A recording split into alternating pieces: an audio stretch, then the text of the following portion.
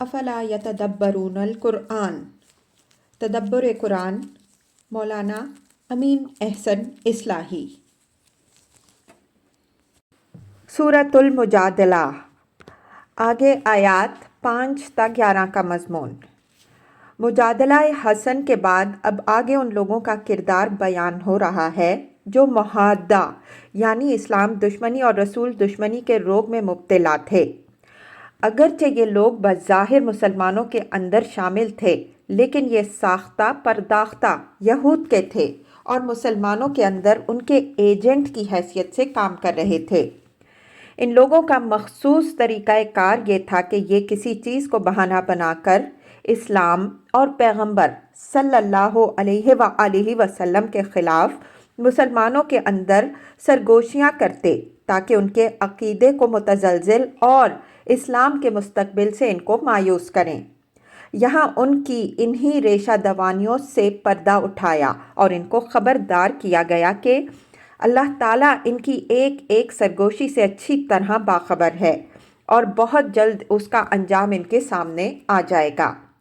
ساتھ ہی مسلمانوں کو ان کے شر سے محفوظ رہنے اور مجلس نبوی صلی اللہ علیہ وآلہ وسلم کو ان کی سرگوشیوں سے پاک رکھنے کی بعض تدبیریں بتائی گئی ہیں۔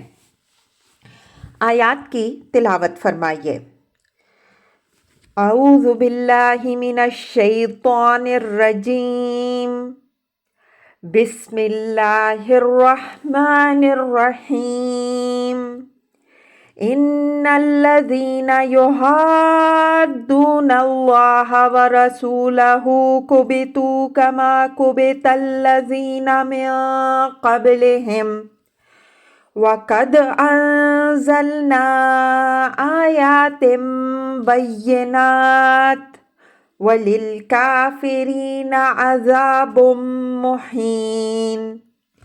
يَوْمَ يَبْعَثُهُمُ اللَّهُ جَمِيعًا فَيُنَبِّئُهُم بِمَا عَمِلُوا أَحْصَاهُ اللَّهُ وَنَسُوهُ واللہ علی کل شیء شہید۔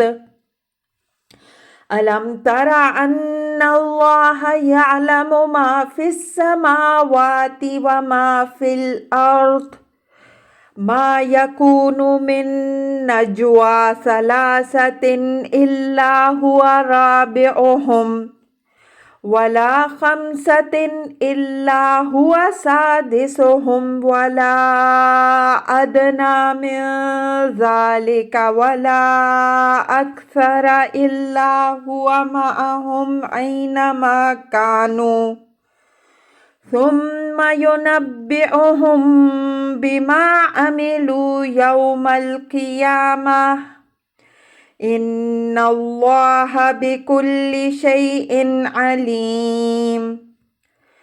الم تر الی الذین نہوا عن النجوى ثم یعودون لما نہوا عنہ ویتناجون بالاثم والعدوان ومعصیة الرسول وَإِذَا جَاءُوكَ حَيَّوْكَ بِمَا لَمْ يُحَيِّكَ بِهِ اللَّهُ وَيَقُولُونَ فِي أَنفُسِهِمْ لَوْلَا يُعَذِّبُنَا اللَّهُ بِمَا نَقُولُ حَسْبُهُمْ جَهَنَّمُ يَصْلَوْنَهَا فَبِئْسَ الْمَصِيرُ۔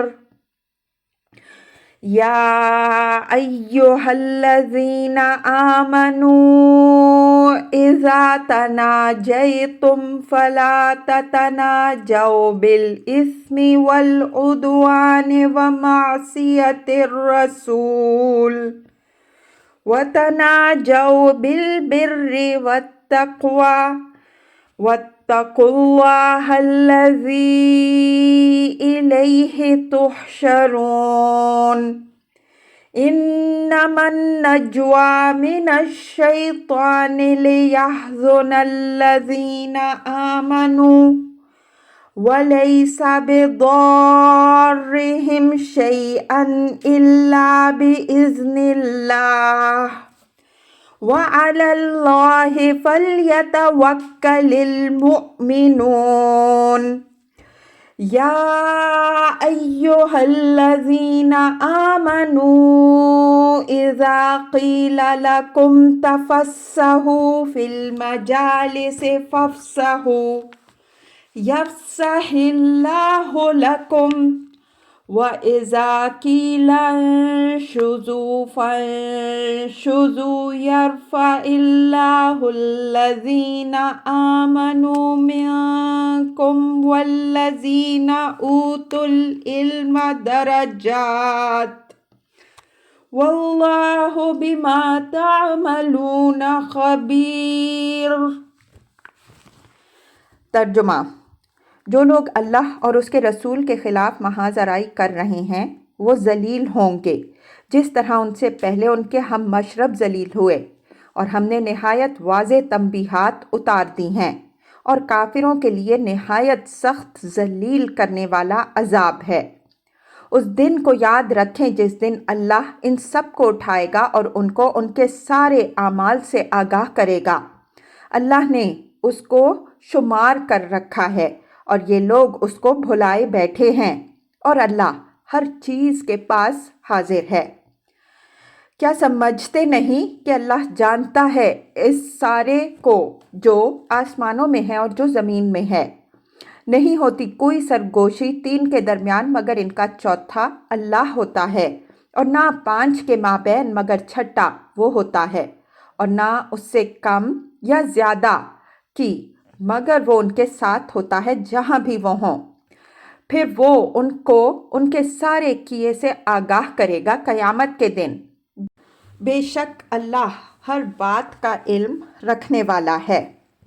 کیا نہیں دیکھتے ان کو جو سرگوشیوں سے روکے گئے، پھر وہ وہی کام کر رہے ہیں جس سے روکے گئے، اور یہ لوگ گناہ، تعدی اور رسول کی نافرمانی کی سرگوشیاں کرتے ہیں، اور جب تمہارے پاس آتے ہیں تو تم کو سلام کرتے ہیں ایسے لفظ سے جس سے اللہ نے تم کو سلام نہیں بھیجا، اور اپنے دلوں میں کہتے ہیں کہ اللہ اس کی پاداش میں ہم کو عذاب کیوں نہیں دیتا جو ہم کہتے ہیں۔ ان کے لیے جہنم ہی کافی ہے، یہ اس میں پڑیں گے، پس وہ برا ٹھکانہ ہے۔ اے ایمان والوں، جب تم سرگوشی کرو تو گناہ، تعدی اور رسول کی نافرمانی کی سرگوشی نہ کرو، بلکہ نیکی اور تقوی کی سرگوشی کرو، اور اللہ سے ڈرو جس کے حضور میں تم سب اکٹھے کیے جاؤ گے۔ یہ سرگوشیاں شیطان کی طرف سے ہیں تاکہ وہ ایمان والوں کو غم پہنچائے، حالانکہ اللہ کے اذن کے بدون وہ ان کو ذرا بھی نقصان پہنچانے پر قادر نہیں ہے، اور ایمان والوں کو اللہ ہی پر بھروسہ رکھنا چاہیے۔ اے ایمان والوں، جب تم کو کہا جائے کہ مجلسوں میں کھل کر بیٹھو تو کھل کر بیٹھو، اللہ تمہارے لیے کشادگی پیدا کرے گا، اور جب کہا جائے کہ اٹھ جاؤ تو اٹھ جاؤ، اللہ ان لوگوں کے جو تم میں سے اہل ایمان ہیں اور جن کو علم عطا ہوا ہے مدارج بلند کرے گا، اور تم جو کچھ کرتے ہو اللہ اس سے پوری طرح باخبر ہے۔ الفاظ کی تحقیق اور آیات کی وضاحت۔ ان الذین یحادون اللہ ورسولہ کبتوا کما کبت الذین من قبلہم وقد انزلنا آیات بینات وللکافرین عذاب مہین۔ محادہ کے معنی مخالفت اور دشمنی کرنے کے ہیں۔ یہ لفظ مرادہ کا مقابل ہے۔ اسی سورہ میں یہ دونوں لفظ ایک ہی آیت میں نہایت خوبی کے ساتھ استعمال ہوئے ہیں اور ایک دوسرے کے مفہوم پر روشنی ڈال رہے ہیں۔ فرمایا ہے لا تجدوا قوما یؤمنون باللہ والیوم الآخر یوادون من حاد اللہ ورسولہ، آیت 22۔ تم کوئی ایسی قوم نہیں پا سکتے جو اللہ اور روز آخرت پر ایمان رکھتی ہو، پھر وہ ان لوگوں کو دوست بنائے جو اللہ اور اس کے رسول کے مخالف ہوں۔ اوپر کے پیرے میں جیسا کہ واضح ہوا، ان لوگوں کا کردار بیان ہوا ہے جن کو دین کے معاملے میں کوئی مشکل پیش آتی تو وہ اس کو اللہ اور رسول کے آگے ہی پیش کرتے اور اپنا شکوہ و مجادلہ اللہ اور رسول ہی سے کرتے۔ اب ان کے مقابل میں یہ ان لوگوں کا کردار بیان ہو رہا ہے جو مدعی تو تھے ایمان و اسلام کے، لیکن ان کا رویہ اللہ اور رسول کے ساتھ مخالفت کا تھا۔ اسلام کی جو بات ان کو اپنے وفاد میں اپنی خواہشوں کے خلاف محسوس ہوتی، اس کے خلاف سرگوشیاں اور خفیہ پراپیگنڈا کی مہم شروع کر دیتے تاکہ مخلص مسلمانوں کے دلوں میں وسوسہ اندازی کر کے ان کے ایمان و اسلام کو بھی متزلزل کر دے۔ ان کی ساری ہمدردیاں، جیسا کہ آگے واضح ہوگا، اسلام کے دشمنوں بالخصوص یہود کے ساتھ تھیں۔ یہ مسلمانوں کے اندر یہود کے ایجنٹ تھے اور انہی کے زیر ہدایت برابر اس کوشش میں رہتے تھے کہ جو موقع بھی ملے اس سے فائدہ اٹھا کر مسلمانوں کو نقصان پہنچائیں۔ حضرت عائشہ صدیقہ رضی اللہ عنہا اور حضرت زینب رضی اللہ عنہا کے معاملے میں انہوں نے جو فتنے اٹھائے، ان کی تفصیلات سورہ نور اور سورہ احزاب کی تفسیر میں گزر چکی ہیں۔ زہار کا مسئلہ بھی ان مسائل میں سے تھا جس کے بارے میں وہ قرآن کی رعایت کو نکتہ چینی کا ہدف بنا سکتے تھے، جس سے سادہ لوگوں کے اندر غلط فہمیاں پھیل سکتی تھیں۔ دور جاہلیت میں، جیسا کہ ہم اشارہ کر چکے ہیں، اس کو لوگوں نے طلاق مغلظ کا درجہ دے رکھا تھا۔ یہ اشرار آسانی سے لوگوں میں یہ سرگوشی کر سکتے تھے کہ اسلام نے ناعوذ باللہ اپنے پیرووں کے لیے ماں کے ساتھ نکاح کو بھی جائز کر دیا ہے۔ یہ صورت مقتضی ہوئی کہ اس موقع پر ان شریروں کو اچھی طرح بے نقاب کر دیا جائے تاکہ کوئی فتنہ اٹھانے کی کوشش وہ کریں تو اس کا سد باب ہو سکے۔ کبتوا کما کبت الذین من قبلہم، کبتا کے معنی ذلیل و خوار کر کے تباہ کر دینے کے ہیں۔ فرمایا یہ لوگ ذلیل و خوار ہو کر ان لوگوں کی طرح تباہ ہوں گے جس طرح ان سے پہلے ان کے اپنے ہم مشرف تباہ ہو چکے ہیں۔ وَقَدْ أَنزَلْنَا آيَاتٍ بَيِّنَاتٍ، اور اس دعوے کی صداقت کی نہایت واضح دلیلیں ہم قرآن میں اتار چکے ہیں۔ یہ اشارہ ان تاریخی حقائق کی طرف ہے جو قرآن میں نہایت تفصیل سے یہ واضح کرنے کے لیے بیان ہوئے ہیں کہ اللہ کے رسولوں کی مخالفت کرنے والے بالآخر ذلیل و خوار ہو کر تباہ ہوتے ہیں۔ وَلِلْكَافِرِينَ عَذَابٌ مُّهِينٌ، فرمایا کہ ان کافروں کے لیے بھی بالآخر ایک ذلیل کر دینے والا عذاب ہے۔ یہ اشارہ ان کافروں کی طرف ہے جو آن حضرت صلی اللہ علیہ وآلہ وسلم کی مخالفت میں سرگرم تھے۔ فرمایا کہ یہ بھی بالآخر اسی طرح ذلیل و خوار ہوں گے جس طرح ان کے پیش رو ذلیل و خوار ہو چکے ہیں۔ جب ان کا کردار وہی ہے جو ان کا تھا تو کوئی وجہ نہیں کہ ان کی تاریخ ان سے مختلف ہو۔ اللہ تعالیٰ کا قانون سب کے لیے ایک ہی ہے۔ قرآن کی یہ دھمکی اس وقت پوری ہو گئی جب قریش کی طاقت بھی ختم ہو گئی اور یہود بھی اپنے انجام کو پہنچ گئے۔ اس وقت ان منافقین کے لیے بھی کوئی جائے پناہ باقی نہیں رہی جو یہود کی زیر سرپرستی ریشہ دوانیاں کرتے تھے۔ ان کا حشر بھی وہی ہوا جو ان کے مرشد یہود کا ہوا۔ آگے کی صورتوں میں ان کے انجام کی عبرت انگیز تفصیل آ رہی ہے۔ ان کے عذاب کو ذلیل کرنے والا عذاب اس لیے کہا گیا کہ ان کو نہایت رسوا کن قتل و جلا وطنی اور غلامی کی سزاؤں سے دوچار ہونا پڑا، اور کسی کو بھی ان کے ساتھ کوئی ہمدردی نہیں ہوئی بلکہ سب نے ان پر لعنت کی۔ یوم یبعثہم اللہ جمیعا فینبئہم بما عملوا احصاہ اللہ ونسوہ واللہ علی کل شیء شہید۔ یوم کا نسب اگرچہ عذاب و مہین سے بھی ہو سکتا ہے، لیکن میرے نزدیک یہ معروف ضابطۂ عربیت کے مطابق فعل محذوف سے منسوب ہے۔ مطلب یہ ہے کہ اس دنیا میں تو جو پیش آئے گا ہی۔ یہ لوگ اس دن کو بھی یاد رکھیں جس دن اللہ تعالیٰ ان سب کو اٹھائے گا اور جو کچھ انہوں نے کیا ہوگا وہ سب ان کے آگے رکھ دیا جائے گا۔ जमीअन की कैद इस हकीकत की तरफ इशारा करने के लिए है कि आज जो साजिशें और सरगोशियां हो रही हैं उनके तमाम अरकान व अवामिल जमा किए जाएंगे और अल्लाह ताला हर एक के सामने उसके सारे राज बेनकाब कर देगा कि किसने क्या मशवरे दिए और किसने किस तरह उसकी तामील की। फ़युनब्बिउहुम से मुराद है कि इसका लाजिम है, यानी अल्लाह ताला इनके सारे किए धरे से इनको आगाह करेगा ताकि वो उसके नताइज भुगतें। अहसाहुल्लाहु व नसूहु में एक बहुत बड़े मुगालते से आगाह फरमाया गया है कि ये लोग इस गलत फहमी में ना रहें कि जिस तरह ये सब कुछ करके भूल गए, अल्लाह भी इसको भूल गया है। इन लोगों को इनकी शरारतों की सज़ा नहीं मिलेगी, इस वजह से समझ बैठे कि अल्लाह भूल गया है, लेकिन अल्लाह ने इनकी एक एक हरकत नोट कर रखी है और जज़ा और सज़ा के लिए एक दिन मुकर्रर कर रखा है जिस दिन सबकी नेकी बदी उसके सामने आ जाएगी। वल्लाहु अला कुल्ली शैइन शहीद, ये इसकी दलील बयान हुई है कि अल्लाह ताला कहीं गायब नहीं होता है, बल्कि आसमानों और ज़मीन में जो कुछ होता है उसके सामने होता है और वो हर जगह मौजूद होता है।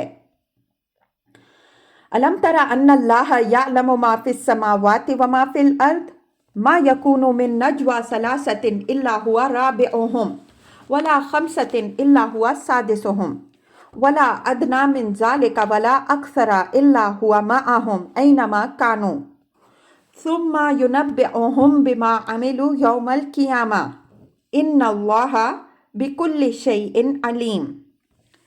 ये ऊपर वाली आयत की मज़ीद वजाहत है कि आसमानों और ज़मीन में जो कुछ भी है अल्लाह ताला एक एक चीज़ से बाखबर है, वो हर एक के सामने उसका एक एक अमल रख देगा। अलम तरा का खिताब यहाँ आम है और ये उसलूब बयान उस मौके पर इस हकीकत की तरफ इशारा कर रहा है कि ये एक ऐसी बात है जो हर शख्स पर वाज़े होनी चाहिए।